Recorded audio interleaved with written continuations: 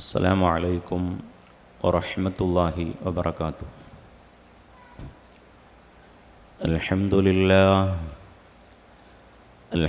لله رب العالمين، نحمده ونستعينه ونستغفره ونستهديه ونؤمن به ونتوكل عليه، ونعوذ بالله من شرور أنفسنا ومن سيئات أعمالنا. من يهد الله فهو المهتد، ومن يضلل فلن تجد له وليا مرشدا. وأشهد أن لا إله إلا الله وحده لا شريك له، وأشهد أن محمدًا عبده ورسوله، أرسله بالهدى ودين الحق ليظهره على الدين كله ولو كره المشركون. اللهم صل على محمد وعلى آل محمد كما صليت على إبراهيم وعلى آل إبراهيم إنك حميد مجيد. اللهم بارك على محمد وعلى آل محمد كما باركت على إبراهيم وعلى آل إبراهيم إنك حميد مجيد. يا أيها الذين آمنوا اتقوا الله حق تقاته ولا تموتن إلا وأنتم مسلمون. أعوذ بالله من الشيطان الرجيم. بسم الله الرحمن الرحيم. لقد كان لكم في رسول الله أسوة حسنة لمن كان يرجو الله واليوم الآخر وذكر الله كثيرا. اللهم لولا أنت ما اهتدينا لا تصدقنا ولا صلينا. وأنزلا سكينة علينا وثبت الأقدام إلا قينا. والمشركون قد بغوا علينا وإن أرادوا فتنة أبينا.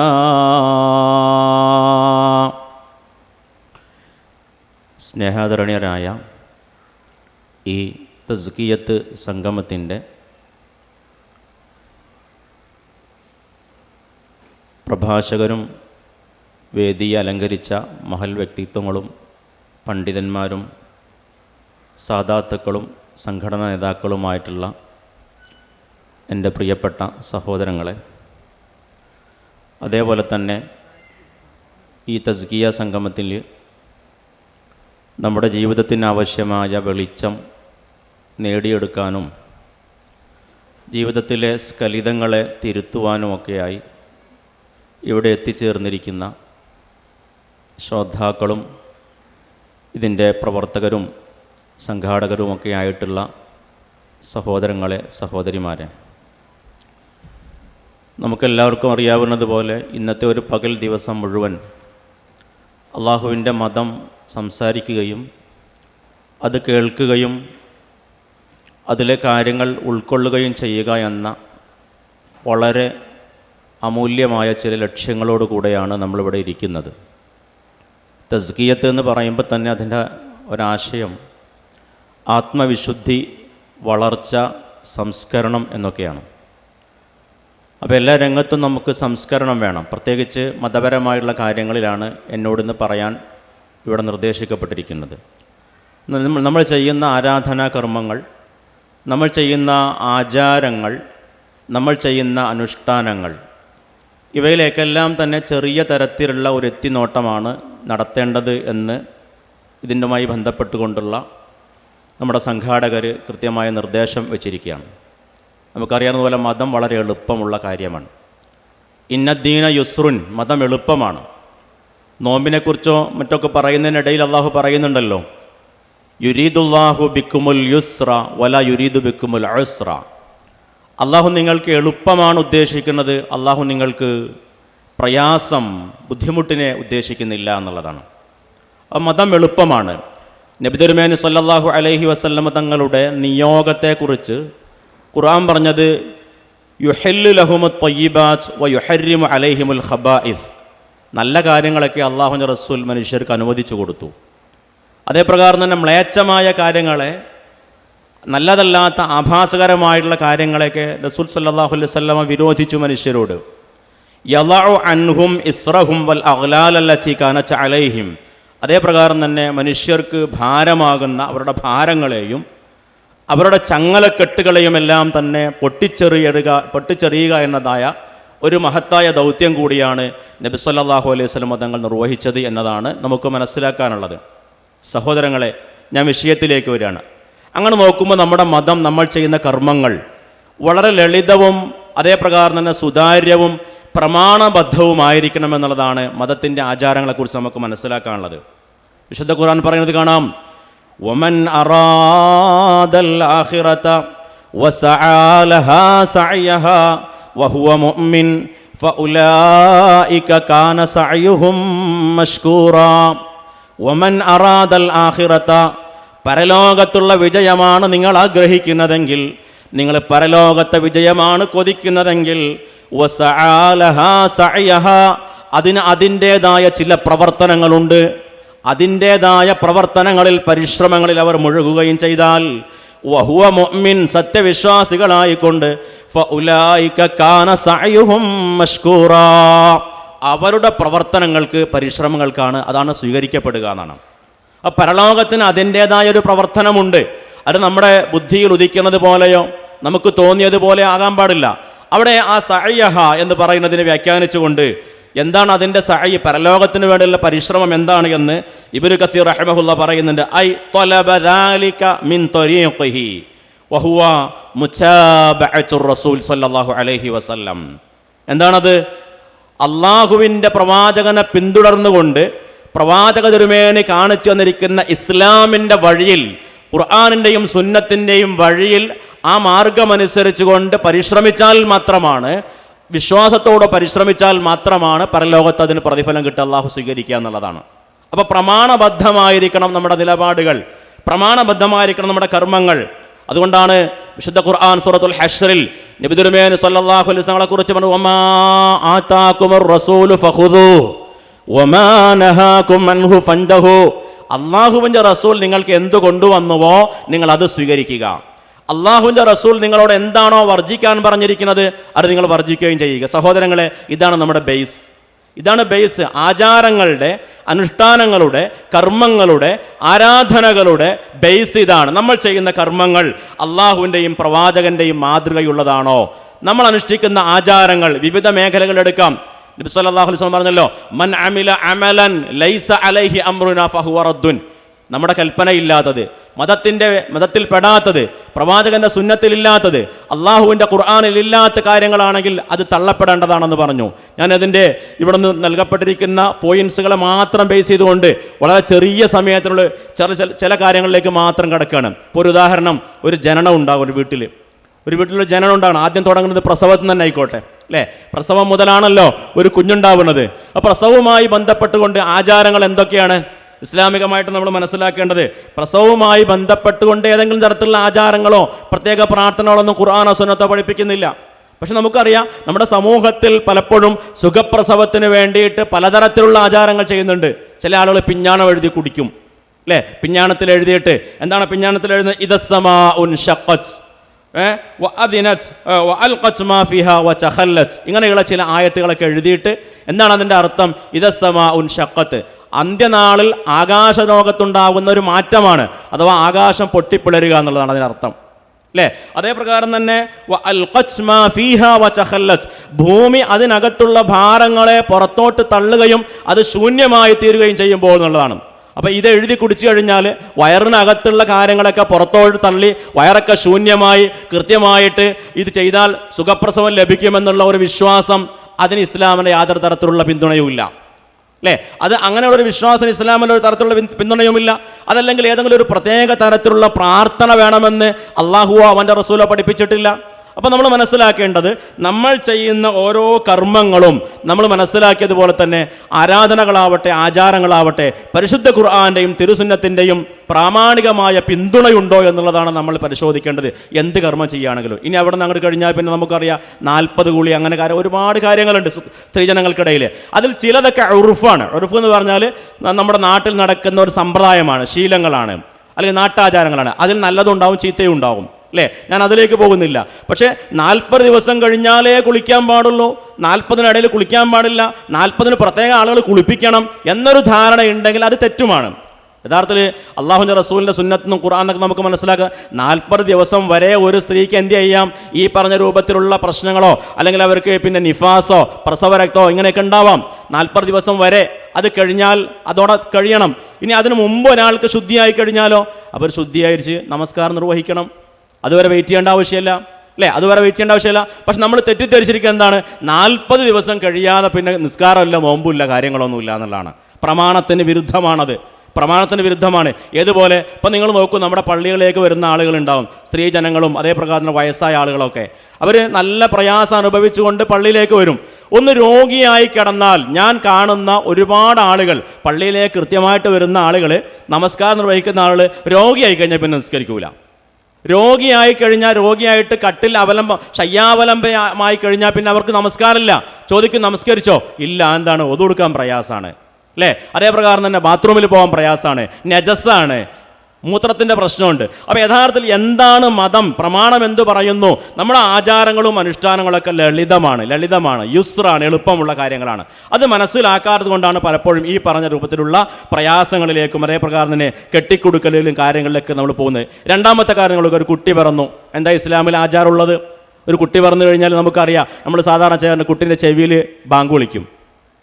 Bank വിളിക്കുന്നതിന് ഒരു ഹദീസുണ്ട്. ആ ഹദീസിൽ ദുഅഫുണ്ട്, അതിൽ ചില ദുർബലതയുണ്ട് എന്നാണ് പറയുന്നത്, അല്ലേ? എങ്കിൽ പോലും പ്രവാചകന്റെ സുന്നത്തുകളെ പറയുന്ന ഗ്രന്ഥങ്ങളിലെല്ലാം തന്നെ അതൊരു സുന്നത്തായിട്ട്, ഒരു മുസ്തഹബായ കാര്യമായിട്ട് രേഖപ്പെടുന്നത് കൊണ്ട് നമ്മൾ എന്ത് ചെയ്യാറുണ്ട്? എല്ലാവരും ബാങ്ക് വിളിക്കാറുണ്ട്. എന്നാൽ അപ്പുറം ഇടത്തെ ചെവിയിൽ ഇക്കാമത്ത് വിളിക്കാൻ പാടുണ്ടോ? ഇല്ല. കാരണം അതിന് യാതൊരു തെളിവുമില്ല. കുട്ടിയുടെ മുടി കളഞ്ഞിട്ട് ആ മുടിയുടെ തൂക്കത്തിനനുസരിച്ച് വെള്ളി ദാനധർമ്മം ചെയ്യേണ്ടതുണ്ടോ? ഇല്ല. അങ്ങനെ ഒരു ആചാരമില്ല. അങ്ങനെ ചില ഹദീസുകളുണ്ട്, അത് ദഈഫാണ്, അങ്ങേയറ്റം ദുർബലമായുള്ള കാര്യമാണ്. ഇനി നോക്കും, ചില നാടുകളിൽ നമുക്കറിയാം, കുട്ടി പറഞ്ഞു കഴിഞ്ഞാൽ അക്കീക്ക അറുക്കണം, 7-ന് അറുക്കാം, അല്ലെങ്കിൽ അന്നേ ദിവസം അറുക്കാം, അന്ന് തന്നെ പേരിട്ട് കൊടുക്കാം, അല്ലേ? 7-നാവാം. നബി സല്ലല്ലാഹു അലൈഹി വസല്ലം തങ്ങൾ പ്രവാചകന്റെ പേരക്കുട്ടിക്ക് 7-നാണ് ആടിനെ അറുത്തതും മുടി കളഞ്ഞതൊക്കെ ചില ഹദീസുകൾ കാണാം, അല്ലേ? അങ്ങനെ നോക്കുമ്പോൾ നമുക്ക് 7-ന് അറുക്കാം, 7-ന് പേരിടാം, 7-ന് അക്കീക്ക അറുക്കുമ്പോൾ വേറെ എന്തെങ്കിലും പ്രത്യേക കർമ്മങ്ങളുണ്ടോ? ഇപ്പം നമ്മുടെ ചില നാടുകളിൽ കാണാം, പിന്നെ അക്കീക്ക അറുക്കുന്ന മൃഗത്തിൻ്റെ കഴുത്തിൽ കത്തി വെക്കുന്ന അതേ സമയത്ത് തന്നെ കുട്ടിൻ്റെ തലയിലെ മുടി കളയാൻ വേണ്ടി കത്തി വെക്കണം എന്നാണ്, അല്ലേ? എന്താണ് ഇതിന് പ്രമാണം? ഒരു പ്രമാണമില്ല. ഇസ്ലാമിൽ അങ്ങനെ പ്രമാണമില്ലാത്ത, പ്രമാണബദ്ധമല്ലാത്ത, അടിസ്ഥാനരഹിതമായ ഒരു കാര്യത്തെ നമ്മൾ പിന്തുടരാൻ പാടില്ല. അതിൽ മതപരമായിട്ടുള്ള ഒരു കാര്യമാണ്, മതത്തിന് അതിന് കൂലി കിട്ടുമെന്ന് വിചാരിക്കുമ്പോൾ അത് ബിദ്അത്താവും. മതത്തിൽ അങ്ങനെ ചെയ്താൽ അതിന് പ്രതിഫലമുണ്ട് എന്ന് പറയുമ്പോൾ അത് ബിദ്അത്താകും. അതല്ലെങ്കിൽ അതൊരു അത്യാചാരമോ അനാചാരമോ ആയിട്ട് മാറുമെന്നുള്ളതാണ് നമുക്കതുമായി കൊണ്ട് മനസ്സിലാക്കാനുള്ളത്. അതുകൊണ്ട് അത് കഴിഞ്ഞു, നമ്മൾ സുന്നത്ത് കല്യാണം, മാർക്ക് കല്യാണം കഴിക്കുക എന്ന് പറഞ്ഞാൽ, ഇല്ലേ, ഖിത്താൻ അല്ലെങ്കിൽ ചേലാകർമ്മം ചെയ്യുക. ഇസ്ലാമിൽ അതുമായി ബന്ധപ്പെട്ട് എന്താ ഉള്ളത്? ഒരു കുട്ടിയെ സംബന്ധിച്ചിടത്തോളം അവൻ്റെ കൃത്യമായൊരു പ്രായം എന്നും പറഞ്ഞാൽ ഇത്ര പ്രായത്തിലേക്ക് കഴിക്കാൻ പാടുള്ളൂ എന്ന് പറഞ്ഞിട്ടില്ല. ഇനി അങ്ങനെ കഴിക്കുകയാണെങ്കിൽ തന്നെ അതിന് പ്രത്യേക സദ്യ ഉണ്ടാക്കണം എന്ന് പറഞ്ഞോ? ഇല്ല. നിങ്ങൾ നോക്കൂ, മഹാനായ ഉസ്മാൻ ഇബ്നു അബ്ദുൽ ആസ് റളിയല്ലാഹു അൻഹു പറയുന്ന ഒരു ഹദീസിൽ കാണാം, അന്നഹു ദുഇയ ഇലാ ഖിതാനിൻ, അദ്ദേഹത്തെ ഒരു ഈ സുന്നത്ത് കല്യാണത്തിന്റെ സദ്യയിലേക്ക് വേണ്ടി ക്ഷണിക്കപ്പെട്ടു. അപ്പോൾ അദ്ദേഹം പറഞ്ഞു, ഫഖാല മാ കുന്നാ നഅതിൽ ഖിതാന അലാ അഹ്ദി റസൂലില്ലാഹി സ്വല്ലല്ലാഹു അലൈഹി വസല്ലം, അള്ളാഹുവിൻ്റെ റസൂലിൻ്റെ കാലഘട്ടത്തിൽ, പ്രവാചകന്റെ കാലഘട്ടത്തിൽ ഇങ്ങനെ ഒരു സുന്നത്ത് കല്യാണത്തിലേക്ക് ഞങ്ങൾ ക്ഷണിക്കപ്പെടാറില്ല. അങ്ങനെ സംഭവം ഇല്ല. മാത്രമല്ല വലാ നുദ്അലഹ, അതിലേക്ക് ഞങ്ങൾ ക്ഷണിക്കപ്പെടാറുമില്ല, ഞങ്ങൾ അതിന് പോകാറുമില്ല എന്ന് മഹാനായ ഉസ്മാൻ ഇബ്നു അബ്ദുൽ ആസ് റളിയല്ലാഹു അൻഹു, അദ്ദേഹം പ്രവാചകന്റെ ശിഷ്യനായിട്ടുള്ള സഹാബിവരനായിട്ടുള്ള അദ്ദേഹം പറഞ്ഞു വെക്കുകയാണ്. അപ്പം ഇങ്ങനെ കുട്ടി ജനിച്ചു കഴിഞ്ഞു, അത് കഴിഞ്ഞു നിങ്ങൾ. അതോടൊപ്പം അതിനുശേഷം നമുക്കറിയാം പലപ്പോഴും ബർത്ത്ഡേ ഉണ്ടാവും. ബർത്ത്ഡേ നമ്മൾ മറ്റ് പല മതവിശ്വാസികളിൽ നിന്നും സംസ്കാരികമായിട്ടുള്ള മറ്റ് പല ആളുകളിൽ നിന്നൊക്കെ കടന്നു വന്നിരിക്കുന്ന ഒരു ആചാരമാണ്. ബർത്ത്ഡേ ചെയ്യൽ പുണ്യകരമായുള്ളൊരു കാര്യമാണ്, അതിന് പ്രതിഫലം കിട്ടും എന്നുള്ള ഒരു പ്രതീക്ഷയോടുകൂടി നിയ്യത്തോടുകൂടിയാണ് അത് ചെയ്യുന്നതെങ്കിൽ അത് ബിദ്അത്താവും. അഥവാ ബർത്ത്ഡേ ആഘോഷിക്കൽ പുണ്യകരമാണ്. ഇപ്പോൾ ഉദാഹരണം, പ്രവാചകന്റെ ബർത്ത്ഡേ ആഘോഷിക്കുന്നത് പുണ്യകരമായിട്ടാണല്ലോ കാണുന്നത്, അത് ബിദ്അത്താവും. നേരെ മറിച്ച് അവനവൻ്റെ കുട്ടികളുടെ ബർത്ത്ഡേ ആഘോഷിക്കൽ പുണ്യകരമാണെന്ന് ഒരാൾ വിചാരിക്കുകയാണെങ്കിൽ പുണ്യം പ്രതീക്ഷിക്കുമ്പോൾ അത് ബിദ്അത്താവും. ഇല്ലെങ്കിലോ അതൊരു അനാവശ്യമായുള്ള കാര്യമാണ്. ഖുർആൻ പറഞ്ഞല്ലോ വല്ലദീനഹും അനിൽ ലഗ്വി, അനാവശ്യമായ കാര്യങ്ങൾ നമ്മൾ തിരിഞ്ഞു കളയാണ് വേണ്ടത്. അല്ലേ? നബി സല്ലല്ലാഹു അലൈഹി വസല്ലം പറഞ്ഞത് മൻ തശബ്ബഹ ബിഖൗമിൻ ഫഹുവ മിൻഹും, ഒരു സമൂഹത്തോട്, ഇതര മതസ്ഥരായ ആളുകളോട് അവരുടെ ആചാരങ്ങളിൽ, അവരുടെ അനുഷ്ഠാനങ്ങളിലൊക്കെ നമ്മൾ സാദൃശ്യത പുലർത്തുന്നുവെങ്കിൽ അവർ നമ്മുടെ കൂട്ടത്തിൽ പെട്ടവനല്ല എന്ന് പ്രവാചകന്റെ താക്കീത് നമുക്ക് കാണാം. അതിനുശേഷം നമ്മളിങ്ങനെ എടുക്കുക ഒരു വീട് നിർമ്മാണമായിട്ട് നമുക്ക് ബന്ധപ്പെട്ട് എന്താ ഉള്ളത്? വീടുമായി ബന്ധപ്പെട്ടുകൊണ്ട് ആചാരങ്ങൾ എന്താണ്, അത്യാചാരങ്ങൾ എന്താണ്? ഒരു വീട് നിർമ്മിക്കുമ്പോൾ നമ്മൾ പ്രത്യേകം ശ്രദ്ധിക്കേണ്ട കാര്യം ഇസ്ലാമിൻ്റെ പൊതു തത്വങ്ങൾ പാലിക്കുക എന്നുള്ളതാണ്. എന്താ പൊതു തത്വങ്ങൾ? മറ്റുള്ളവർക്ക് ശല്യമാവരുത്. നമ്മളൊരു വീട് നിർമ്മിക്കുമ്പോൾ മറ്റുള്ളവർക്ക് ശല്യമാവരുത്. അതേ പ്രകാരം തന്നെ പൊതുതത്വം എന്താണ്? പിന്നെ ധൂർത്തും പൊങ്ങച്ചവും അനാവശ്യവും ഒന്നും ഉണ്ടാകാൻ പാടില്ല. വലാ തുബദ്ദിർ തബ്ദീറ, എല്ലാ രംഗത്തും നിങ്ങൾ എന്ത് ചെയ്യണം? ദുർവ്യയം വെടിയണമെന്ന് പറഞ്ഞു. ഇന്നൽ മുബദ്ദിരീന കാനു ഇഖ്വാന ശയാത്തീൻ വകാന ശൈത്വാനു ലിറബ്ബിഹി കഫൂറ.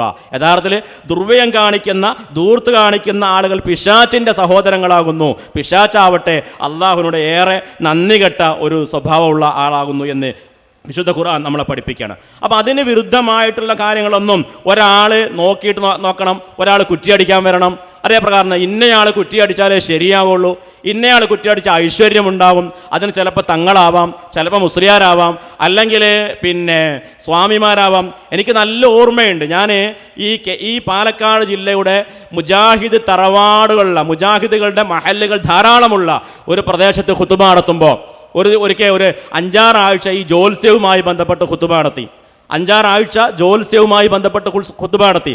ആ ഖുതുബ നടത്തിയിട്ട് ഒരിക്കൽ മിമ്പറിൽ നിന്ന് ഇറങ്ങിയിട്ട് ഞാൻ വീട്ടിലേക്ക് വരുന്ന സമയത്ത് അവിടെയുള്ള ഒരു സഹോദരൻ പറഞ്ഞു, മൗലവി, നമ്മുടെ മഹല്ലിൽ തന്നെ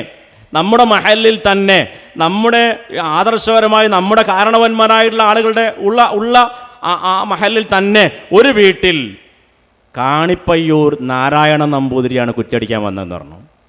അല്ലേ? കാണിപ്പയ്യൂർ നാരായണ നമ്പൂതിരിയാണ് കുറ്റിയടിക്കാൻ വന്നത് അന്ന് പറയണ്ടായി. നോക്കൂ നിങ്ങൾ.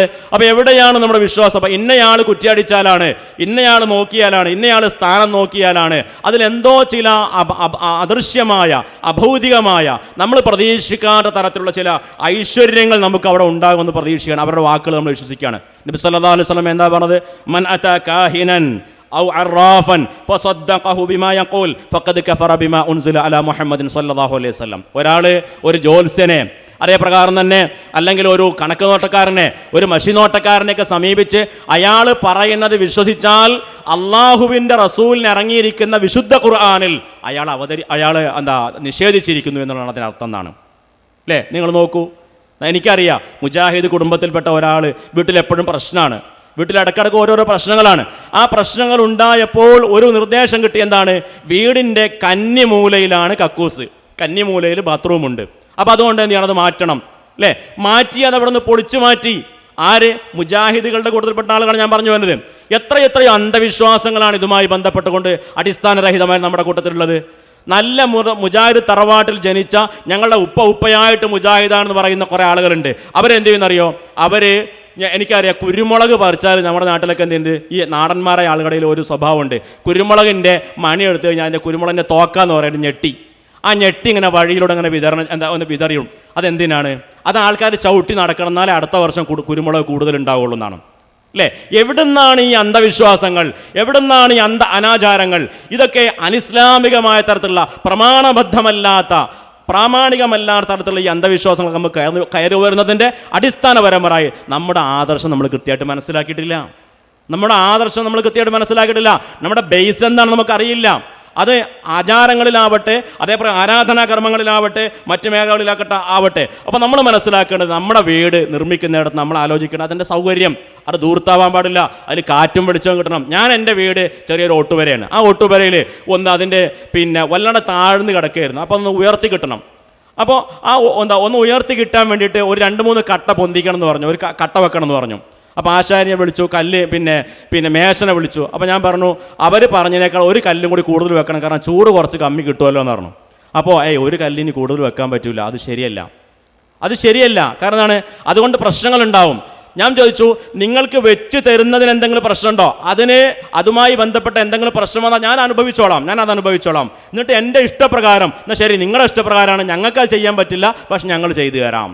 അല്ലേ സഹോദരങ്ങളെ, നമ്മൾ നമസ്കാരത്തിന് ശേഷം പ്രാർത്ഥിക്കുന്ന പ്രാർത്ഥന എന്താണ്? അല്ലാഹുമ്മ ലാ മാനിഅ ലിമാ അഅ്തൈത വലാ മുഅ്തിയ ലിമാ മനഅത വലാ യൻഫഉ ദൽ ജദ്ദി മിൻകൽ ജദ്ദ്. അല്ലാഹുവേ, നീ നൽകിയത് തടയാൻ ആരുമില്ല, നീ തടഞ്ഞാൽ നൽകാനും ആരുമില്ല. വിശുദ്ധ ഖുർആൻ പറഞ്ഞു,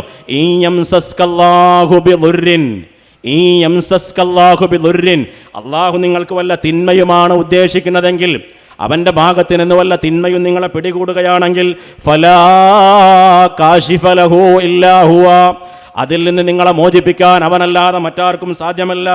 വഇൻ യുരിദിക ബിഖൈരിൻ, അവൻ നിങ്ങൾക്ക് വല്ല നന്മയുമാണ് ഉദ്ദേശിച്ചിട്ടുള്ളതെങ്കിലോ, ഫലാ റാദ്ദ ലിഫളിഹി, അവൻ ഉദ്ദേശിച്ച ആ നന്മയിൽ നിന്ന് ആർക്കും തന്നെ തടയാനും സാധ്യമല്ല, അതാർക്കും തടയാൻ സാധ്യമല്ല. യുസീബു ബിഹി മൻ യശാ, അവൻ ഉദ്ദേശിക്കുന്നവർക്ക് അത് ബാധിക്കുന്നു. മിൻ ഇബാദിഹി, അവൻ്റെ ദാസന്മാരിൽ നിന്ന്. വഹുവൽ ഗഫൂറുർ റഹീം, അവൻ അങ്ങേയറ്റം പൊറുക്കുന്നവനും കരുണാവാരിധിയുമായുള്ളതാണ്. ഖുർആനിൽ ഈ ആശയം വരുന്ന എത്രയോ വചനങ്ങളുണ്ട് നമുക്കറിയാം. അപ്പോൾ നമ്മൾ മനസ്സിലാക്കേണ്ടത് നമ്മുടെ വീടിൻ്റെ ഐശ്വര്യം നമ്മുടെ കർമ്മങ്ങളിലാണ്, നമ്മുടെ പ്രവർത്തനങ്ങളാണ്. റസൂലുള്ളാഹി സ്വല്ലല്ലാഹു അലൈഹി വസല്ലം പറഞ്ഞു, നിങ്ങൾ വീട്ടിൽ ഖുർആൻ ഓതണം, അതിലൂടെയാണ് അള്ളാഹുവിൻ്റെ ബർക്കത്ത് ഉണ്ടാവുക. വലാ തജ്അലൂ ബുയൂതകും ഖുബൂറൻ, നിങ്ങൾ നിങ്ങളുടെ വീടുകളെ ഖബറുകളാക്കരുതേ. വീടുകളെ ഖബറുകളാക്കുക എന്ന് പറഞ്ഞാണ്, ഖബറിൻ്റെ അടുക്കൽ ഖുർആൻ ഓതാൻ പാടില്ല, ഖബറിൻ്റെ അടുക്കലല്ല ഖുർആൻ ഓതേണ്ടത്, നിങ്ങൾ നിങ്ങളുടെ ഖുർആൻ ഓതേണ്ടത് വീടുകളിലാണ് എന്ന് റസൂലുള്ളാഹി സ്വല്ലല്ലാഹു അലൈഹി വസല്ലം പറയുന്ന ഹദീസുകൾ നമുക്ക് കണ്ടെത്താൻ കഴിയും. അപ്പോൾ ഈ രംഗത്തൊക്കെ നമ്മൾ പ്രമാണം എന്താണ്, അടിസ്ഥാനം എന്താണെന്ന്. ഇനി നോക്കൂ, നിങ്ങൾ വീട് നിർമ്മിച്ചു കഴിഞ്ഞാൽ നമുക്ക് ഒരു വീട് ഇരിക്കലുണ്ട്, വീട് കൂടൽ. ആ വീട് കൂടലുമായി ബന്ധപ്പെട്ട എന്താ കാര്യങ്ങളാണ്? നമുക്ക് എല്ലാവർക്കും അറിയാവുന്ന കാര്യമാണ് ജമാഅത്ത് നമസ്കാരം. ജമാഅത്തിൻ്റെ സുന്നത്തോടെ പള്ളിയിലാണ് നിർവഹിക്കേണ്ടത്, അല്ലേ? മുസ്ലിങ്ങൾ പ്രത്യേകിച്ചും പുരുഷന്മാർ 27 ഇരട്ടി പ്രതിഫലം ആഗ്രഹിച്ചുകൊണ്ട് സുബ്ഹ് നമസ്കാരത്തിന് ജമാഅത്തിന് പോകേണ്ട എങ്ങോട്ടാണ്? പള്ളിയിലേക്കാണ്. പക്ഷെ നമ്മളെ മുജാഹിദുകൾ അടക്കമുള്ള ആളുകൾ പലപ്പോഴും വീട് നിർമ്മാണവുമായി ബന്ധപ്പെട്ടുകൊണ്ട് വീടിന് കുടിയിരിക്കുകയാണെങ്കിൽ എല്ലാവരും എന്ത് ചെയ്യും? ഇന്ന് സുബഹിക്ക് കുടിയേക്ക് വരുകൊണ്ട് പറയും, അല്ലേ? സുബഹിക്ക് കുടിയേക്ക് വരുന്നുണ്ടോ, വീട്ടിലേക്ക് വരുന്നുണ്ടോ? എന്താണ്? വീട്ടിൽ സുബഹി നിസ്കരിക്കണം എന്നാ. വീട്ടിൽ സുബഹി നിസ്കരിച്ചാൽ ഐശ്വര്യം ഉണ്ടാകുള്ളൂ എന്നുണ്ടോ? ഇല്ല. അത് യഥാർത്ഥത്തിൽ പ്രവാചക ചര്യയ്ക്ക് വിരുദ്ധമാണ്. അതേ പ്രകാരം തന്നെ നമ്മൾ മനസ്സിലാക്കേണ്ടത് എന്തെങ്കിലും പ്രത്യേക തരത്തിലുള്ള സുന്നത്തുകളുണ്ടോ, സുന്നത്ത് നമസ്കാരം ഉണ്ടോ വീടൊരിക്കലുമായിട്ട് ബന്ധപ്പെട്ടുകൊണ്ട്? ഒന്നുമില്ല. ഇനി അതേ പ്രകാരം വീട് നിർമ്മിച്ചു കഴിഞ്ഞാൽ മറ്റവരെന്ത് ചെയ്യും? ചിലപ്പോൾ ഒരു കോലമൊക്കെ ഉണ്ടാക്കിയിട്ട് കരിങ്കണ്ണ നോക്കടാന്ന് എഴുതിയേക്കും. നമ്മളൊന്ന് പരിഷ്കരിച്ചു, നമ്മൾ ഖുർആന്റെ സുന്നത്തിൻ്റെ ആളുകളല്ലേ, നമ്മൾ എന്ത് ചെയ്തു? മാഷാ അല്ലാ എന്ന് എഴുതി വെക്കും. അവര് കരിങ്കണ്ണ നോക്കുന്ന പറയും, നമുക്ക് മാഷാ അല്ലാ, അല്ലേ? എവിടെ നിന്നാണ് യഥാർത്ഥത്തിൽ ഈ തരത്തിലുള്ള അങ്ങനെ ചെയ്താൽ വീടിന് ഒരു കണ്ണേറ് തട്ടില്ല, അല്ലെങ്കിൽ ബാധ ഉണ്ടാവില്ല, വീട്ടിൽ ഐശ്വര്യം ഉണ്ടാകും, വീട്ടിൽ പ്രയാസങ്ങൾ ഉണ്ടാവില്ല. ഈ തരത്തിലുള്ള ഏടാകൂടങ്ങളിലേക്കുള്ള വിശ്വാസം വളരെ സരളമായ, ലളിതമായ, പ്രമാണബദ്ധമായ, അടിസ്ഥാനപരമായിട്ടുള്ള വിശുദ്ധ ഖുർആന്റെയോ തിരുസുന്നത്തിൻ്റെയോ ചര്യയിൽ നിന്ന് നമുക്കിതിന് യാതൊരു തരത്തിലുള്ള തെളിവും നമുക്ക് കണ്ടെത്താൻ കഴിയില്ല എന്നാണ് നമുക്ക് മനസ്സിലാക്കാനുള്ളത്. ഇനി അത് കഴിഞ്ഞാൽ പലപ്പോഴും പറയാറുണ്ട് വാതിലുകളൊക്കെ നേരെ ആയിരിക്കണം എന്നാ. വാതിലുകളൊക്കെ ഒരു വാതിലിന് ഒരു ഡോർ ടു ഡോർ, കാറ്റ് കിട്ടാൻ വേണ്ടി നല്ലതാണ്. വാസ്തുവും അതേപ്രകാരം തന്നെ വാസ്തു ശില്പം എന്നൊക്കെ നോക്കാറുണ്ടല്ലോ. അങ്ങനെയൊക്കെ നോക്കുമ്പോൾ വാതിലുകൾ നേർക്ക് നേരെ വരുമ്പോൾ കാറ്റും വെളിച്ചം കിട്ടാൻ നല്ലതാണ്. എന്നാൽ നേരെ മറിച്ച് വാതിൽ നേരെ ആയിട്ടില്ലെങ്കിൽ അവിടെ ചില ബാധകൾ ഉണ്ടാവും. അപ്പോൾ എന്ത് ചെയ്യണം? ഒരിടത്ത് വാതിൽ നേരെ അല്ലെങ്കിൽ ചില ആൾക്കാർ വന്നിട്ട് പറയും ഇവിടെ ഒരു ഹോൾ ഇടണം, ഇവിടെ ഒരു ഹോൾ ഇടണം. നിങ്ങൾ ചില വീടുകൾ കണ്ടിട്ടില്ലേ, ചെറിയൊരു ഹോൾ ഉണ്ടാവും. എന്തിനാണത്? ഒരു സൂത്രം, ഒരു ഹോള്. എന്താണ്? അങ്ങനെ ഇട്ടാൽ അതിനൊരു പോക്കുണ്ട് എന്നാണ്. അതിലൊരു പോക്കുണ്ട്, ആ പോക്ക് തടസ്സപ്പെടാൻ പാടില്ല. ആ പോക്ക് തടസ്സപ്പെട്ട എന്തായി? നമുക്ക് ഒരുപാട് തടസ്സങ്ങൾ ഉണ്ടാവും, അല്ലേ സഹോദരങ്ങളെ? ഈ തരത്തിലുള്ള ഒരുപാട് കാര്യങ്ങൾ. അതേ പ്രകാരം തന്നെ ഈ വീടിന് ശകുനം നോക്കൽ. നബി സല്ലല്ലാഹു അലൈഹി വസല്ലം ഒരിക്കൽ മഹദിയായ ആയിഷ റളിയല്ലാഹു തആല അൻഹയുടെ അടുക്കൽ വന്നിട്ട് പറഞ്ഞുണ്ടായി, കുറച്ച് ആൾക്കാർ പറഞ്ഞു സ്ത്രീ, വീട്, വാഹനം ഇതിനൊക്കെ ദുശകുനുണ്ടെന്ന് പറഞ്ഞു. സ്ത്രീക്കും വീടിനും വാഹനത്തിനൊക്കെ ദുശകുനുണ്ടെന്ന് പറഞ്ഞു. അപ്പം നിങ്ങൾ നോക്കുക, അവരെന്താ പറഞ്ഞത്? കദബ, അത് നുണയാണ് പറഞ്ഞത്. വല്ലദീ അൻസലൽ ഫുർഖാന അല ബിനി ഖാസിം മൻ ഹദ്ദസ ബിഹാ. ഒരാൾ അങ്ങനെ പറയുന്നുവെങ്കിൽ ഇബ്നു ഖാസിം മുഹമ്മദ് നബി സല്ലല്ലാഹു അലൈഹി വസല്ലം തങ്ങൾക്ക് നബി സല്ലല്ലാഹു തങ്ങൾക്ക് അവതരിച്ചതിനെ കുറിച്ച് അവർ നിഷേധിക്കുകയാണ്, അത് അസത്യപ്പെടുത്തുകയാണ് ചെയ്യുന്നത്. എന്നിട്ട് അവർ പറയാം വലാകിൻ റസൂലുള്ളാഹി സ്വല്ലല്ലാഹു അലൈഹി വസല്ലം കാന യഖൂൽ, അല്ലാഹുവിന്റെ റസൂൽ പറഞ്ഞത് എങ്ങനെയാണ്? കാന അഹ്ലുൽ ജാഹിലിയത്തി, അജ്ഞാനകാലത്തെ ജാഹിലിയത്തിലെ ആളുകളായിരുന്നു, യഖൂലൂൻ, അവർ പറയുമായിരുന്നു, ഇന്ന തുയറത ഫിൽ മർഅതി വദ്ദാരി വദ്ദവാബി, മൃഗങ്ങളിൽ അല്ലെങ്കിൽ വാഹനങ്ങളിലും അതേപ്രകാരം തന്നെ സ്ത്രീകളിലും വീടുകളിലൊക്കെ ചില ദുശ്ശഗുണങ്ങളുണ്ട്, ചില ലക്ഷണക്കേടുകളുണ്ട്, ചില ഐശ്വര്യക്കേടുകളുണ്ട് എന്നവർ പറയുമായിരുന്നു എന്ന് ആയിഷ റളിയല്ലാഹു അൻഹ ഇതെടുത്ത് ഉദ്ധരിച്ചിട്ട് പറയാം. എന്നിട്ട് ആയിഷ റളിയല്ലാഹു അൻഹ എന്താ പറഞ്ഞത്? ആയിഷ റളിയല്ലാഹു അൻഹ എന്താ പറഞ്ഞത്? ഇങ്ങനെ പറഞ്ഞപ്പോൾ വിശുദ്ധ ഖുർആനിന്റെ ആശയത്തിന് അത് വിരുദ്ധമാണ് എന്നവരവിടെ ബോധവൽക്കരിക്കുകയാണ്. എന്നിട്ട് അവർ ഓതിക്കൊടുത്തു സുമ്മ ഖറഅത് മാ അസാബ മിൻ മുസീബത്തിൻ ما أصاب من مصيبة في الأرض ولا في أنفسكم إلا في كتاب من قبل أن نبرأها إن ذلك على الله يسير. ചങ്ങാതിമാരെ, നിങ്ങളിത് വായിച്ചിട്ടില്ലേ? മാ അസ്വാബ മിൻ മുസീബത്തിൻ, നിങ്ങളെ ബാധിക്കുന്ന ഏതൊരു മുസീബത്തും, ഏതൊരു പ്രയാസങ്ങളും, ഏതൊരു ആപത്തും, ഫിൽ അർളി വലാ ഫീ അൻഫുസികും, നിങ്ങളുടെ ശരീരത്തിലാവട്ടെ ഭൂമിയിലാവട്ടെ, ഇല്ലാ ഫീ കിതാബിൻ മിൻ ഖബ്ലി അൻ നബ്റഅഹാ, അതുണ്ടാകുന്നതിന് മുമ്പ് അള്ളാഹു ഒരു രേഖയിൽ അത് രേഖപ്പെടുത്തപ്പെട്ടതാണ്. നിങ്ങൾക്ക് അള്ളാഹു വിധിച്ച അള്ളാഹുവിൻ്റെ ഇതിൻ, അള്ളാഹുവിൻ്റെ ഖളാ ഖദർ, അതിനനുസരിച്ചുള്ള കാര്യങ്ങളാണ് നിങ്ങളുടെ ജീവിതത്തിൽ ഉണ്ടാകുന്നത്. അതല്ലാതെ ഒരു പെണ്ണോ ഒരു വീടോ ഒരു വാഹനമോ ഒന്നും ദുശ്ശകുനമോ അപലക്ഷണമോ ഐശ്വര്യക്കേടോ അതിലൊന്നും ഇല്ല എന്ന് മഹദിയായ ആയിഷ റളിയല്ലാഹു അൻഹ അവിടെ ബോധവൽക്കരിച്ചു എന്നാണ് പറയുന്നത്. സഹോദരങ്ങളെ, ഞാൻ പറഞ്ഞു വരുന്നത്, ഇങ്ങനെ മനുഷ്യനുമായി ബന്ധപ്പെട്ടുകൊണ്ട് നമ്മുടെ ആചാരങ്ങളിൽ, നമ്മുടെ അനുഷ്ഠാനങ്ങളിൽ, നമ്മുടെ കർമ്മങ്ങളിൽ, നമ്മുടെ നിത്യജീവിതവുമായി ബന്ധപ്പെട്ട കാര്യങ്ങളിലൊക്കെ നമുക്ക് കൃത്യമായി വെളിച്ചം പകർന്നു വിശുദ്ധ ഖുർആനും തിരുസുന്നത്തും. ഇനി നോക്കൂ നിങ്ങൾ, നമുക്കറിയാം വീട് നിർമ്മാണവുമായി ബന്ധപ്പെട്ട്, വീടിരിക്കലുമായി ബന്ധപ്പെട്ട് പിന്നെ നമുക്ക് എന്താ ചെയ്യേണ്ടത്? നമ്മളൊരു സദ്യ നടത്തും, അല്ലേ? അത് തെറ്റില്ല എന്നാണ്, അതിൽ തെറ്റില്ല. കാരണം നബി സല്ലല്ലാഹു അലൈഹി വസല്ലം തങ്ങളെ കുറിച്ച് ഒരു ഹദീസിൽ കാണാം, കമസലി റജുലിൻ ബനാ ദാറൻ വജഅല മഅദുബതൻ വബഅസ ദാഇയൻ ഫമൻ അജാബ ദാഇയ ദഖല ദാർ എന്ന് പറയുന്നത്. നബി സല്ലല്ലാഹു അലൈഹി വസല്ലം ആളുകളെ സത്യത്തിലേക്ക് ക്ഷണിച്ചപ്പോൾ ആ സത്യം സ്വീകരിക്കുന്നതിനെ ഉപമിച്ചത്, ഒരാൾ ഒരു വീട് നിർമ്മിച്ചു, ആ വീട് നിർമ്മിച്ചിട്ട് അദ്ദേഹം ഒരു സദ്യ ഉണ്ടാക്കി. ആ സദ്യ ഉണ്ടാക്കിയിട്ട് ആ ആളുകളെ സദ്യയിലേക്ക് ക്ഷണിച്ചപ്പോൾ അവർ വന്നു, അവർ വീട്ടിൽ പ്രവേശിച്ചു എന്ന് പറഞ്ഞിട്ട് നബിയെ ഒരു വീട് നിർമ്മിക്കുന്നവനും സദ്യ ഉണ്ടാക്കുന്നവനും ആ സദ്യയിലേക്ക് ക്ഷണിക്കുന്നവനുമായിക്കൊണ്ട് ഒരു ഹദീസിൽ നബിയെ ഉപമിക്കുന്നത് കാണാം. അപ്പം നബി സല്ലല്ലാഹു അലൈഹി വസല്ലം തങ്ങളെ നല്ലതിനല്ലാത്ത ഉപമിക്കാൻ പറ്റില്ലല്ലോ. അതുകൊണ്ട് പ്രവാചകനെ അങ്ങനെ ഉപമിച്ചത് കൊണ്ട് ഒരാൾ ഒരു വീട് നിർമ്മിക്കുകയും ഏതെങ്കിലും തരത്തിലുള്ള സദ്യ അയാളുടെ കഴിവിൽപ്പെട്ടത് ആർക്കെങ്കിലും കൊടുക്കുകയും ചെയ്താൽ അതിന് തെറ്റു പറയാൻ പറ്റൂല, അത് ബിദ്അത്താന്ന് പറയാൻ പറ്റൂല എന്നുള്ളതാണ്, അല്ലേ? അപ്പോൾ നമ്മൾ കൃത്യമായി പ്രമാണം ഇതുമായി ബന്ധപ്പെട്ടുകൊണ്ട് അതല്ലാതെ നമ്മൾ മനസ്സിലാക്കിയതുപോലെ ഇതിൽ ദുശ്ശകുനം, ഇത് ഇന്നത് ചെയ്താലേ, ഇന്ന് നോക്കൂ, നമ്മുടെ മറ്റ് സഹോദരങ്ങൾക്കിടയിൽ വീട് നിർമ്മിച്ചു കഴിഞ്ഞാൽ, വീട് നിർമ്മാണം കഴിഞ്ഞാൽ പിന്നെ അവിടെ വീടിരിക്കണമെങ്കിൽ രാത്രി എന്തെങ്കിലും ഒരു കാര്യം നടത്തണം, ഒരു പ്രത്യേക പ്രാർത്ഥന, പ്രത്യേക ചടങ്ങ്. അതെന്താണ്? ഞങ്ങളുടെ നാട്ടിലൊക്കെ റാത്തീബ് എന്ന് പറയും, അല്ലെങ്കിൽ കുത്തുബിയത്ത് പറയും, അല്ലേ? കുത്തുബിയത്ത് പറയും. അതിൽ ആരുടെ ഐശ്വര്യമാണ് തേടുന്നത്? അതിൽ മുഹ്യിദ്ദീൻ ശൈഖ് റഹിമഹുല്ലാഹിന്റെ ഐശ്വര്യമാണ് തേടുന്നത്. യാ ഗൗസ് യാ മുഹ്യിദ്ദീൻ അബ്ദുൽ ഖാദിർ ജീലാനി എന്ന് പറയാ. യാ ഗൗസ് യാ മുഹ്യിദ്ദീൻ, സഹായമേ, അങ്ങേയറ്റ സഹായമേ. മുഹ്യിദ്ദീൻ ശൈഖ് റഹിമഹുല്ലയെ 1000 അല്ലെങ്കിൽ അതിനേക്കാൾ കൂടുതലൊക്കെ വട്ടം ഓരോ ആളുകൾ ഒരുമിച്ച് കൂടിയിരുന്ന് ഭക്ഷണം കഴിച്ച് ആടി ആർത്തുല്ലസിച്ചുകൊണ്ട് രാത്രിയിൽ വീട്ടിൽ നിന്ന് കുത്തുബിയത്ത് കഴിച്ചാൽ മാത്രമാണ് വീട്ടിൽ ഐശ്വര്യം ഉണ്ടാകുമെന്നാണ് ചില ആളുകൾ വിശ്വസിക്കുന്നത്, അല്ലേ? മുഹ്യിദ്ദീൻ ശൈഖ് റഹിമഹുല്ലയോട് കൃത്യമായുള്ള പ്രാർത്ഥന, യാ സയ്യിദി സനദി ഗൗസി വയാ മദദി കുല്ലി ളഹീറൻ അലൽ അഅദാഇ ബിൽ മദദി മുജീറ ഇർളി വഖുദ് ബിയദി മദാ മുദദി ഖലീഫത്തല്ലാഹി ഫീ നാമുഹിയദ്ദീനി. മുഹ്യിദ്ദീൻ ശൈഖിനോട് പറയാണ്, ഞങ്ങളെല്ലാം സഹായിക്കാനുള്ള, ഞങ്ങളുടെ കൈപിടിക്കാനുള്ള എല്ലാ ഐശ്വര്യം തരേണ്ടത് താങ്കളാണ് എന്നുള്ളതാണ്. യഥാർത്ഥത്തിൽ ഇത് വിശുദ്ധ ഖുർആനിൻ്റെയും തിരുസുന്നത്തിൻ്റെയും ഇസ്ലാമിൻ്റെ അടിസ്ഥാന ആശയങ്ങൾക്ക് തന്നെ, തൗഹീദ് തന്നെ വിരുദ്ധമായിട്ടുള്ള കാര്യമാണ്. ഖുർആൻ പറഞ്ഞു, മുഹയ്യദ്ദീൻ ഷെയ്ഖ് റഹിമഹുല്ല പറഞ്ഞ കാര്യത്തിനോട് പോലും അതെതിരാണ്. അദ്ദേഹത്തിന്റെ ഫുതുഹുൽ ഗൈബിൽ പറയുന്നുണ്ട്, ഫലാ തശ്കുവന്ന ഫീ ഹാലത്തിൽ ബലിയത്തി ഇലാ അഹദിൻ മിൻ ഖൽഖില്ലാഹി ഫദാലിക ഇശ്റാകും മിൻഹു ബിഹി. നീ നിന്റെ പ്രയാസവേളകളിൽ, നിന്റെ വിപൽഘട്ടങ്ങളിൽ, നിന്റെ ബുദ്ധിമുട്ടിന്റെ ഘട്ടങ്ങളിൽ സൃഷ്ടികളിൽ നിന്ന് ഒരാളോടും തന്നെ നീ നിന്റെ ആവലാദികളെ ബോധിപ്പിക്കരുത്.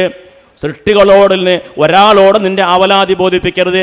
അത് നിന്നിൽ നിന്ന് അള്ളാഹുൽ പങ്കു ചേർക്കലാണ് എന്ന് ഷെയ്ഖ് മുഹയ്യദ്ദീൻ റഹിമഹുല്ല പറയുന്നതായിട്ട് നമുക്ക് കണ്ടെത്താൻ കഴിയും. അതുകൊണ്ട് സഹോദരങ്ങളെ, അപ്പോൾ ഇത്തരത്തിലുള്ള ആചാരങ്ങൾ അവരങ്ങനെയാണെങ്കിൽ നമ്മൾ ഇങ്ങനെയാണ് തരത്തിൽ മാറിക്കൊണ്ട് വെളിച്ചം നൽകുന്ന വേദഗ്രന്ഥത്തിൻ്റെ, പ്രവാചകന്റെ ചര്യയുടെ അടിസ്ഥാനം കൃത്യമായി നമ്മൾ ബോധ്യപ്പെട്ടുകൊണ്ട് ഏതാണ് പ്രമാണബദ്ധം, ഏതാണ് പ്രാമാണികമല്ലാത്തത്, ഏതാണ് ആചാരം, ഏതാണ് അനാചാരം, ഏതാണ് സുന്നത്ത്, ഏതാണ് ബിദ്അത്ത് എന്ന് നമ്മൾ മനസ്സിലാക്കേണ്ടിയിരിക്കുന്നുവെന്നാണ് എനിക്ക് പറയാനുള്ളത്. ഇനി ഞാൻ അവസാനിപ്പിക്കാൻ പോകുന്നത് അത് കുറച്ച് കാര്യങ്ങളോട്. ഒന്ന്, വിവാഹവുമായി ബന്ധപ്പെട്ട മറ്റൊരു കാര്യം കൂടിയാണ്. അല്ലേ, വിവാഹവുമായി ബന്ധപ്പെട്ട് എന്താണ് ആചാരമുള്ളത്? വളരെ ലളിതമായിട്ടൊരു കർമ്മമാണ് വിവാഹം എന്ന് പറഞ്ഞാൽ. വധുവിൻ്റെ രക്ഷിതാവ് വരനോട് അവൻ്റെ കൈ പിടിച്ചുകൊണ്ട്, ഞാൻ എൻ്റെ മകളെ ഈ മഹറിന് ഞാൻ താങ്കൾക്ക് വിവാഹം ചെയ്ത് തന്നിരിക്കുന്നു എന്ന് പറഞ്ഞ് അയാൾ അത് സ്വീകരിക്കുകയും 2 സാക്ഷികൾ ഉണ്ടായി കഴിഞ്ഞാൽ വിവാഹം പൂർണ്ണമായും. അല്ലേ? പക്ഷെ അതുമായി ബന്ധപ്പെട്ടുകൊണ്ട് എന്തെല്ലാം ആചാരങ്ങളാണ് നമ്മളോട് കാണുന്നത്. ആദ്യം പെണ്ണ് കാണൽ ഇസ്ലാം അനുവദിച്ചിരിക്കുന്നു. പെണ്ണ് കാണൽ അനുവദിച്ചിടത്ത് തന്നെ നബി സല്ലല്ലാഹു അലൈഹി വസല്ലം പറയുന്ന ഹദീസിൽ കാണാം, ഉൻദുർ ഇലൈഹ, വരൻ പെണ്ണിനെ നോക്കട്ടെ, അവൾ അവനും വേണമെങ്കിൽ നോക്കാം. അല്ലേ, അവർക്ക് തമ്മിൽ ഇഷ്ടപ്പെടാൻ വേണ്ടിയിട്ട്, അവരങ്ങോട്ട് അറിയാൻ വേണ്ടി അവൾ നോക്കട്ടെ എന്ന് പറഞ്ഞു. നമ്മൾ എന്ത് ചെയ്യും? ആദ്യം വരൻ നോക്കും, എന്നിട്ട് പോയിട്ട് പറയും ഉമ്മയും ബാപ്പിയും വരും.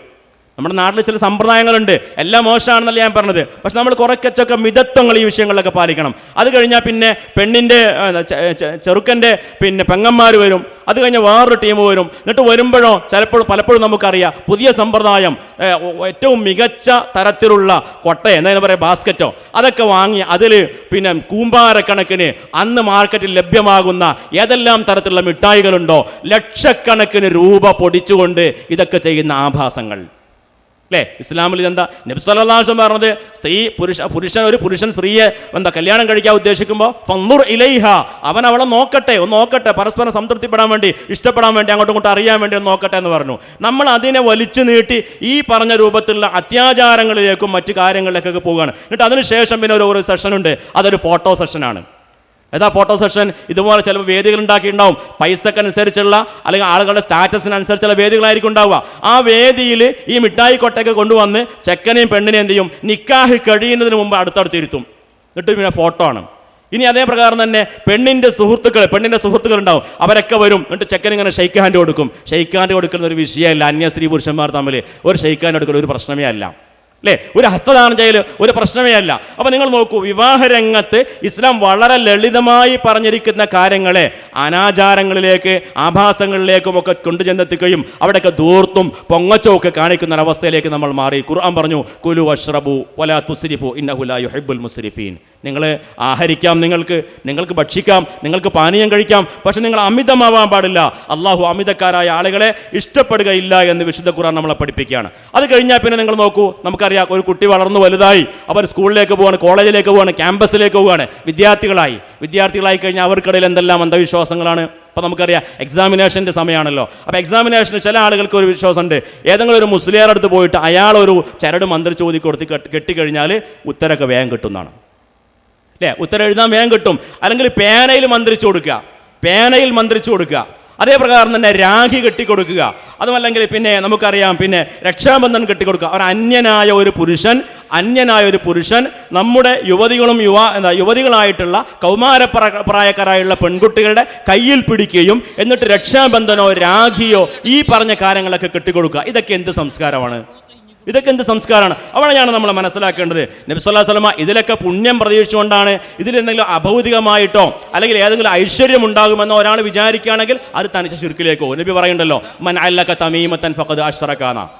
അല്ലേ, ഒരു ഏലസ്, ഒരു മന്ത്രചോദ്യ ചരട്, അല്ലെ മന്ത്രചോദ്യ ഐക്കല്ല്, ഇത് വല്ലതും കെട്ടിക്കഴിഞ്ഞാൽ അള്ളാഹുവിൽ അവൻ പങ്കു ചേർത്തിരിക്കുന്നു എന്ന് വിശുദ്ധ ഖുർആൻ, നബി സല്ലല്ലാഹു അലൈഹി വസല്ലം വിശുദ്ധ ഹദീസ് നമ്മളെ പഠിപ്പിക്കുകയാണ്. അല്ലേ, അതോടൊപ്പം തന്നെ ഇതല്ലാതെയാണ് ചെയ്യുന്നതെങ്കിലോ അന്യ സ്ത്രീ പുരുഷന്മാർ തമ്മിലുള്ള ഒരു ഇടകലർ അവിടെ ഉണ്ട്. പിന്നെ നോക്കൂ നമുക്കറിയാം ഹഗ്ഗിങ്, അതേപ്രകാരം ലിപ് ലോക്ക്. ലിപ് ലോക്ക് പറഞ്ഞാൽ ചുംബനം. അതേപ്രകാരം തന്നെ നമുക്കറിയാം ഇബ്നു ബാസ് റഹിമഹുള്ളയോട് ഇതുമായി ബന്ധപ്പെട്ടുകൊണ്ട് അദ്ദേഹത്തെ ഫത്വ ചോദിച്ചപ്പോൾ അദ്ദേഹം പറഞ്ഞത് എന്താണെന്നറിയാമോ? അദ്ദേഹം പറയുന്നത് നമുക്കറിയാം, ഖുല്ലിൽ മുഅ്മിനീന യഗുള്ളൂ മിൻ അബ്സാരിഹിം, സത്യവിശ്വാസിനികളായ ആളുകളോട് പറയട്ടെ അവരവരുടെ ദൃഷ്ടികളെ നിയന്ത്രിക്കണം. വിശ്വാസിനികളോടും പറയണം ദൃഷ്ടികളെ നിയന്ത്രണം. ദൃഷ്ടികളെ നിയന്ത്രിക്കാനാണ് ഖുർആൻ പറഞ്ഞതെങ്കിൽ, നോട്ടത്തെ പോലും നിയന്ത്രിക്കണമെന്നാണ് ഖുർആൻ പറഞ്ഞതെങ്കിൽ, നഖൂൽ, ഞാൻ പറയട്ടെ, ലംസുൽ യദി അഖ്തറു മിനൽ നളരി എന്നാണ്. കരസ്പർശം, ഹസ്തദാനം ചെയ്യുക എന്നുള്ളത് നോട്ടത്തെക്കാൾ ഭയാനകമായിട്ടുള്ള കാര്യമാണ്, അതിനേക്കാൾ അപകടകരമായിട്ടുള്ള കാര്യമാണെന്നാണ്. ഇസ്ലാമികമായിട്ട് നമുക്ക് ഷെയ്ക്കാൻ ചെയ്യുന്ന കുട്ടികൾ തമ്മിൽ, യുവാക്കൾ തമ്മിൽ ഷെയ്ക്കാൻ ഒരു പ്രശ്നമല്ല. നബി സല്ലല്ലാഹു അലൈഹി വസല്ലം അടുക്കൽ വന്നിട്ട് ബൈഅത്തിന് വേണ്ടി, ഇസ്ലാമുമായിട്ട് ബൈഅത്തിന് വേണ്ടി വന്നപ്പോൾ, പ്രവാചകനോട് കൈ നീട്ടിയപ്പോൾ, സഹാബി വനിതകളായിട്ടുള്ള ആ കൈകൾ നീട്ടിയപ്പോൾ റസൂൽ എന്താ പറഞ്ഞത്? ഇന്നി ലാ ഉസാഫിഹുൻ നിസാ, ഇന്നി ലാ ഉസാഫിഹുൻ നിസാ, സ്ത്രീകളുമായിട്ട് ഞാൻ എന്ത് ചെയ്യില്ല, ഹസ്തദാനം ചെയ്യില്ല. മെഹ്റമുകളല്ലാത്ത സ്ത്രീകളുമായിട്ട് ഞാൻ ഹസ്തദാനം ചെയ്യില്ല. അപ്പം അവിടെയാണ് ഇസ്ലാമിൻ്റെ സംസ്കാരം കൃത്യമായിട്ട് നമ്മൾ മനസ്സിലാക്കേണ്ടത്. ഞാൻ അവസാനിപ്പിക്കുകയാണ്, എൻ്റെ സമയം കഴിഞ്ഞിരിക്കുന്നു. അപ്പോൾ അതുകൊണ്ട് നമ്മൾ ഇസ്ലാമിലെ പ്രമാണബദ്ധമായി കൊണ്ട് മനസ്സിലാക്കുകയും, ആചാരങ്ങൾ ഏതാണ്, അനാചാരങ്ങൾ ഏതാണ്, ഇസ്ലാം ഏതാണ്, അനിസ്ലാം ഏതാണ്, സുന്നത്ത് ഏതാണ്, ബിദ്അത്ത് ഏതാണ് നമ്മൾ മനസ്സിലാക്കണം. അല്ലാഹുവിൻ്റെ റസൂലിൻ്റെ ചര്യ കൃത്യമായിട്ട് പഠിക്കുകയും ചെയ്യുക. ലഖദ് കാന ലക്കും ഫീ റസൂലില്ലാഹി ഉസ്വത്തുൻ ഹസന ലിമൻ കാന യർജുല്ലാഹ വൽ യൗമൽ ആഖിർ വദക്കറല്ലാഹ കസീറാ. നിങ്ങൾക്ക് പരലോകത്തെ ആഗ്രഹിക്കുന്ന ആളുകൾക്ക്, അള്ളാഹുവിങ്കൽ പ്രതിഫലം ആഗ്രഹിക്കുന്ന ആളുകൾക്ക് അള്ളാഹുവിൻ്റെ പ്രവാചകനിൽ ഉത്തമമായിട്ടുള്ള മാതൃകയുണ്ട് എന്നുള്ളതാണ്. അതല്ലാതെ നമ്മൾ ചെയ്യുന്നതൊക്കെ മതമാണ്, നമ്മൾ ചെയ്യുന്നത് മറ്റേ ഖുർആനോ പ്രമാണമോ നോക്കാതെ ചെയ്യുന്നതൊക്കെ മതമാണ് എന്ന് വിചാരിച്ചുകൊണ്ട് ചെയ്യുന്ന ആളുകൾക്ക് നാളെ പരലോകത്ത് വിരൽ കടിക്കേണ്ടി വരും. നബി സല്ലല്ലാഹു അലൈഹി വസല്ലം പറഞ്ഞല്ലോ, ഫസുഹ്ഖൻ സുഹ്ഖൻ ലിമൻ ബദ്ദലു ബഅദി, എനിക്ക് ശേഷം എൻ്റെ മതത്തിൽ പുതുതായി കടത്തുകൂട്ടിയ ആളുകൾ ഹൗദുൽ കൗസറിന്റെ അടുക്കലേക്ക് വരുമ്പോൾ അവർ ആട്ടിയോടിച്ചു വിടുമെന്നുള്ളതാണ്. അതുകൊണ്ട് ബുദ്ധി, പ്രമാണം, ഈ കാര്യങ്ങളൊക്കെ സമന്വയിപ്പിച്ചുകൊണ്ട് വലാ തഖ്ഫു മാ ലൈസ ലക ബിഹി ഇൽമ ഇന്ന സമഅ വൽ ബസറ വൽ ഫുആദ കുല്ലു ഉലൈക കാന അൻഹു മസ്ഊല.